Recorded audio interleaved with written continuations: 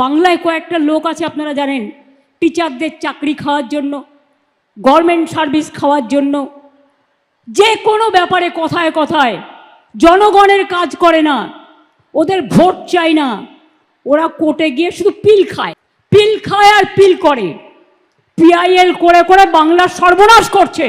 এর জন্য কোর্ট দায়ী নয়, দায়ী যারা যারা মুখে কথা বলে বড় বড়, যারা কোনোদিন কিছু মানুষের জন্য করে না। আমরা চাকরি দেব আর ওরা চাকরি খাবে। আমি পরিষ্কার বলছি, শিক্ষার্থীরা, শিক্ষক শিক্ষিকারা যারা বসে আছেন গতকাল থেকে, কেন বসে আছেন এই গরমের মধ্যে কষ্ট করে? আপনারা স্কুলে যান। আমি তো আপনাদের বলেছি, সুপ্রিম কোর্টে আপনাদের টাকা বন্ধ করে দিয়েছিল, চাকরি বাতিল করে দিয়েছিল, কিন্তু আমরা তো রিভিউ পিটিশন করেছিলাম এবং তাতে তো আমরা বলেছি যে আপনারা মাইনে পাবেন এবং সিস্টেম অনুযায়ী মাইনে আপনাদের কাছে চলে যাবে। এর জন্য কারো প্ররোচনা দেওয়ার দরকার নেই, দাঙ্গা করার দরকার নেই, উত্তেজনা করবার দরকার নেই। আর গ্রুপ সিডি যেটা বাতিল হয়েছে, আমাদের আইনজীবীদের সাথে পরামর্শ করতে দিন।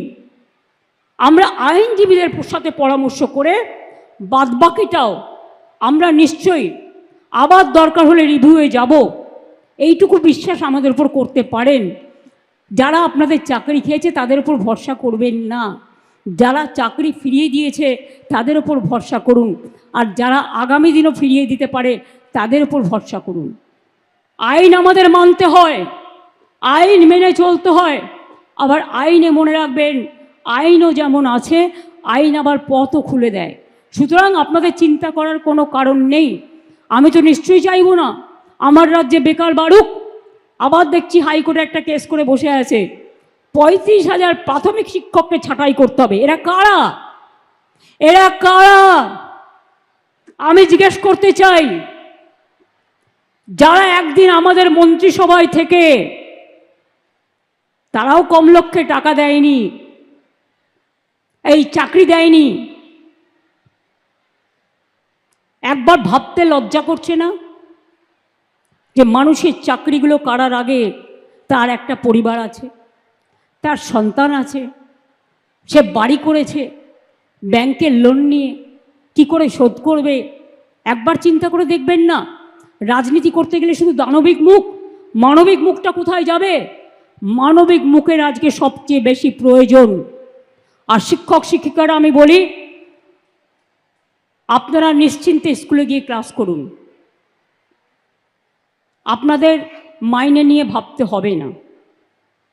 আইনের মধ্যে থেকেই রাজ্য সরকার আপনাদের কাজ করে দেবে। আপনি এ না বি এটা কোর্ট ঠিক করবে, আমরা নই। কিন্তু আপনাদের মনে রাখতে হবে, যে যেখানে চাকরি করছেন চাকরিতে ফিরে যান।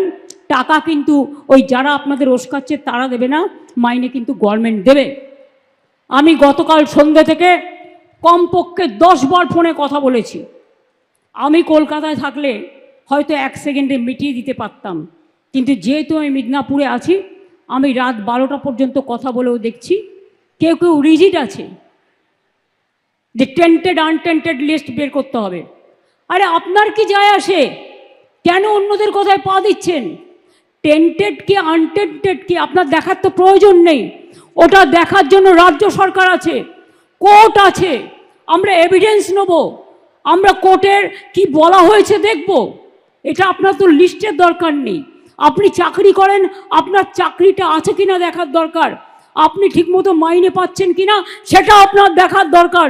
অন্যটা আপনার দেখার দরকার নেই, ওটা আমাদের ওপরে ছেড়ে দিন। মনে রাখবেন, ইউপিতে 69,000 লোকের চাকরি গেছিল বিজেপি সরকার থাকাকালীন, কেউ ফিরে পায়নি। আমি তো আপনাদের বলছি আপনারা ফিরে পাবেন। আমরাই তো আপনাদের কোর্টে গিয়ে আপনাদের হয়ে ফাইট করে অ্যালাউ করেছি। ত্রিপুরায় 10,000 লোকের চাকরি চলে গিয়েছিল, কোর্ট বাতিল করে দিয়েছিল। বিজেপি সরকার বলেছিল ক্ষমতায় এসে ফিরিয়ে দেবে। আজ পর্যন্ত 7 বছর হয়ে গেল, ফেরায় তো নি। উপরন্তু তাদের মাথায় লাঠি মারা হয়েছে।